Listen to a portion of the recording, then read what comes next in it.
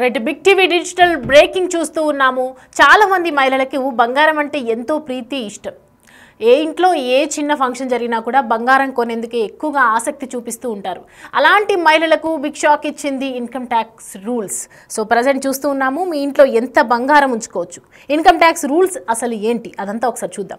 భారతదేశంలో బంగారంని కొనుగోలు చేసే సంప్రదాయం చాలా పాతది, అనాది కాలంగా వస్తున్నటువంటి ఆచారం అనుకోవచ్చు. ప్రజలు బంగారం కొని ఇంట్లో భద్రపరుచుకుంటూ ఉంటారు. ఇంట్లో ఎంత బంగారాన్ని ఉంచుకోవచ్చు, ఇప్పుడు ఎలా ఉంటుంది రూల్స్ అనేది మనందరికీ ఆసక్తికరంగా మారింది. పరిమితికి మించి బంగారం ఉంచితే అసలు ఏమవుతుంది, బంగారం అమ్మితే పన్ను కట్టాల్సిందేనా, ఇవన్నీ పూర్తి వివరాలు ఇప్పుడు మనం తెలుసుకునే ప్రయత్నం చేద్దాం. భారతదేశంలో బంగారాన్ని కొనుగోలు చేసే వాళ్ళకి షాక్ ఇచ్చిందని చెప్పొచ్చు. ప్రజలు బంగారం కొని మన దేశంలో బంగారాన్ని పెట్టుబడిగా మాత్రమే కాకుండా సంప్రదాయంగా కూడా చూస్తారు. అందుకే ఏ శుభకార్యం జరిగినా కూడా బంగారాన్ని కొనుగోలు చేసే ఆచారం ఉంది.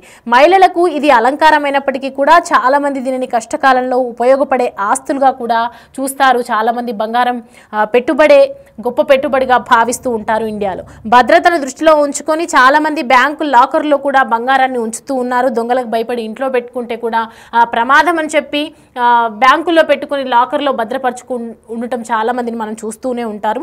అయితే ఇంట్లో ఎంత బంగారాన్ని ఉంచుకోవచ్చు, పరిమితికి మించి బంగారం ఉంచితే అసలు ఏం జరుగుతుంది, పూర్తి వివరాలు ఏంటి? భారత ప్రభుత్వ ఆదాయపు పన్ను నిబంధనల ప్రకారం ఇంట్లో బంగారాన్ని ఉంచుకోవడానికి పరిమితి ఉంది. దీని ప్రకారం ఈ పరిమితి స్త్రీలకు పురుషులకు భిన్నంగా ఉంటుంది. CBDT central board of direct taxes నిబంధనల ప్రకారం చూస్తే మీరు ఇంట్లో కొంత మొత్తంలో బంగారాన్ని మాత్రమే ఉంచుకోవచ్చు. మీరు ఈ నిర్ణీత పరిమితి కంటే ఎక్కువగా కనుక బంగారాన్ని ఇంట్లో ఉంచుకుంటే మీరు దానికి సంబంధించిన రుజువును అందించాలి. ఎక్కడివి, ఎప్పుడు తీసుకున్నారు, ఎంత తీసుకున్నారు, దానికి సంబంధించిన బిల్స్ ఏంటి, దానికి సంబంధించిన రిసీట్స్ ఏంటి, మీరు ఏ షోరూంలో తీసుకున్నారు, ఎక్కడ తీసుకున్నారు, ఇవన్నీ కూడా దానికి సంబంధించినటువంటి ఒక రుజువు పత్రాలు కానీ బిల్ పేపర్స్ కానీ ప్రతిదీ కూడా చూపించాలి. బంగారం కొనుగోలు మొదలైన వాటికి సంబంధించినటువంటి ఏ రసీదులన్నీ మీ దగ్గర ఉన్నాయి, ఎంత తీసుకున్నారు, ఎప్పుడు తీసుకున్నారు, ఇవన్నీ ఆధారాలను కూడా రెడీగా పెట్టుకోవాలి. సో మహిళలు ఎంత బంగారం మొత్తం మీద మనం చూసుకుంటే సరే ఉంచుకోమన్నారు, ఈ బిల్స్ చూపించమన్నారు, పరిమితి మాత్రమే వరకే కొనుక్కోమన్నారు, పరిమితి వరకు మాత్రమే దాచుకోవాలి, పరిమితి వరకే ఇంట్లో ఉంచుకోవాలని చెప్తున్నారు. కానీ ఎంత దాచుకోవాలి, ఎంత పరిమితికి ఉంచుకోవచ్చు, ఎంత పన్ను కట్టొచ్చు, ఇవన్నీ డీటెయిల్స్ మనం ఇప్పుడు తెలుసుకునే ప్రయత్నం చేద్దాం.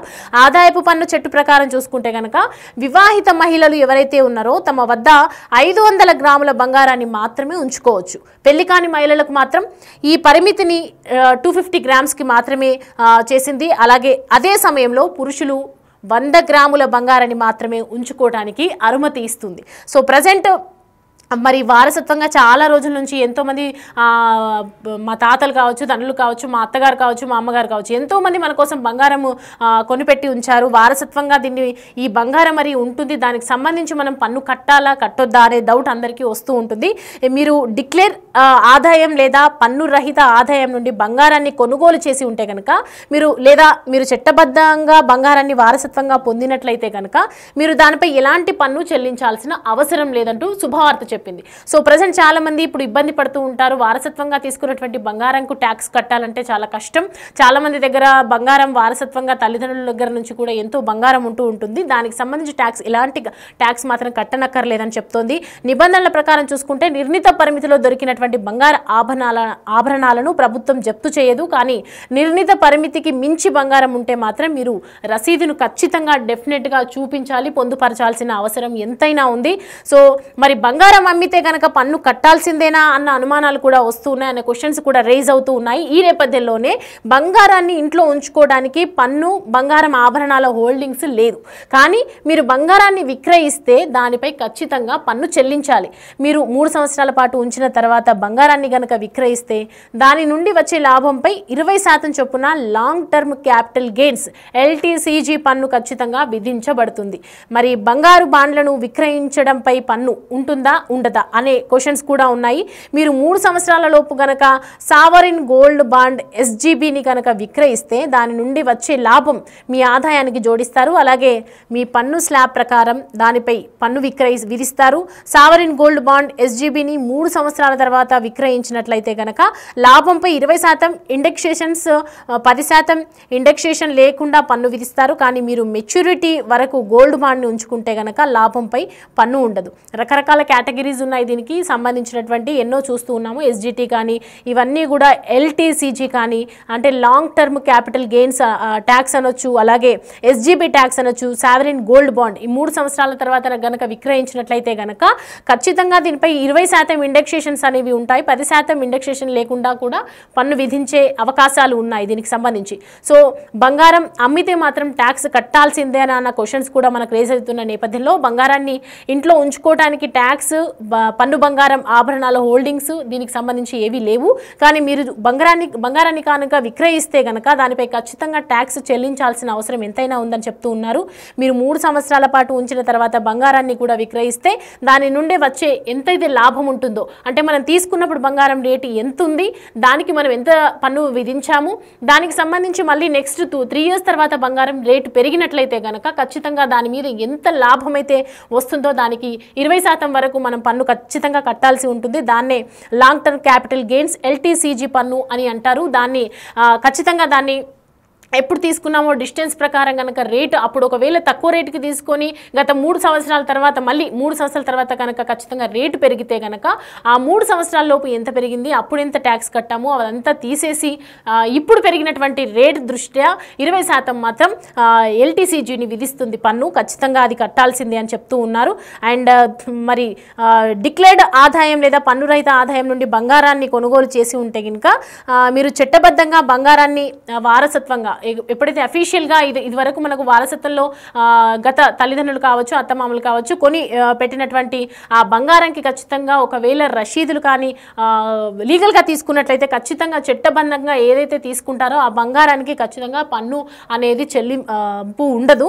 మీరు దానిపై ఎలాంటి పన్ను చెల్లించాల్సిన అవసరం అయితే ఖచ్చితంగా లేదు. అలాగే నిబంధనల ప్రకారము నిర్ణీత పరిమితిలో దొరికినటువంటి బంగారు ఆభరణాలను మాత్రం ప్రభుత్వం జప్తు చేయదని చెప్తోంది. అలాగే నిర్ణీత పరిమితికి మించి గనక బంగారం ఉంటే, ఒకవేళ మనం అనుకున్నటువంటి బంగారం కాస్త ఎక్కువగా ఉన్నట్లయితే కూడా ఖచ్చితంగా మీరు రసీదును చూపించాలి, దానికి ఖచ్చితంగా ట్యాక్స్ కట్టించాలని చెప్తూ ఉంది ప్రభుత్వం. సో ప్రజెంట్ మరి ఎంత బంగారం కొనవచ్చు అనే దాని మీద కూడా మనం తెలుసుకున్నాము. ఆదాయపు పన్ను చట్టు ప్రకారం కనుక చూస్తే వివాహిత ఎవరైతే మ్యారీడ్ వాళ్ళు ఉన్నారో ఆ మహిళలకు ఖచ్చితంగా 500 గ్రాముల చొప్పున బంగారం మాత్రమే వాళ్ళ దగ్గర ఉంచుకోవచ్చు. 500కు కనుక ఎక్కువ తీసుకుంటే కనుక దీనికి సంబంధించి 500 తర్వాత 500 గ్రామ్, 502 గ్రామ్స్ ఉన్నా కూడా ఖచ్చితంగా దానికి ట్యాక్స్ కట్టాల్సిందే. దానికి సంబంధించిన బిల్స్ చూపించాలి, దానికి సంబంధించిన రసీద్స్ ఉండాలి కంపల్సరీ. ఎంత ట్యాక్స్ కట్టాము, దానికి సంబంధించి మనం ఎంత పన్నుని పే చేసాము, ఏ రకంగా తీసుకున్నాము, ఎక్కడ తీసుకున్నాము, ఇవన్నీ కూడా ఇన్కమ్ ట్యాక్స్ ఖచ్చితంగా సబ్మిట్ చేయాల్సి ఉంటుందని చెప్తూ ఉన్నారు. అయితే ఒకవేళ పెళ్లి కాని పరిమితి మహిళలకు మాత్రం ఈ పరిమితిని పెళ్ళైన వాళ్ళకి ఏ విధంగా అయితే 500 గ్రాములకు పరిమితి మాత్రమే పెట్టిందో అలాగే పెళ్లి కాని మహిళలకు కూడా కొంత పరిమితి పెట్టింది. 250 గ్రాములు మాత్రమే బంగారాన్ని కొనుక్కోవచ్చు. దానికి మించి ఎక్కువ పెట్టుకుంటే మాత్రం ఖచ్చితంగా దీనికి సంబంధించి కూడా యాక్షన్స్ ఉంటాయి. దీనికి సంబంధించి ట్యాక్స్లు పే చేసుకోవాలి. అన్నీ కూడా దీనికి సంబంధించినటువంటి ఏదైతే అమల్లో ఉన్నాయో అవన్నీ కూడా చూపించాలి, రసీద్ చూపించాలి, బిల్లు చూపించాలని చెప్తూ ఉంది.